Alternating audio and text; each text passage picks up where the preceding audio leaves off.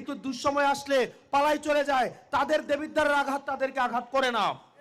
আমরা বলতে চাই সুসময়ের বন্ধুরা, এটা লাস্ট টাইম, এটা লাস্ট টাইম। দেবিদ্বারকে মাদকাসক্তের আখড়া বানানো যাবে না। কোন নেতা কর্মীর ভাগ্য নিয়ে খেলা যাবে না। চাঁদাবাজি চলবে না, টেন্ডারবাজি চলবে না, একদম জিরো টলারেন্স। হাসিনার এই তো বেড়ে 2 টাকার দাম দেয় নাই, 2 টাকার দাম দেয় নাই।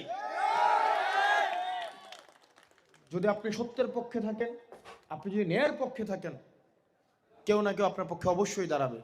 কেউ না দাঁড়ালে হাসনাত আব্দুল্লাহ দাঁড়াবে।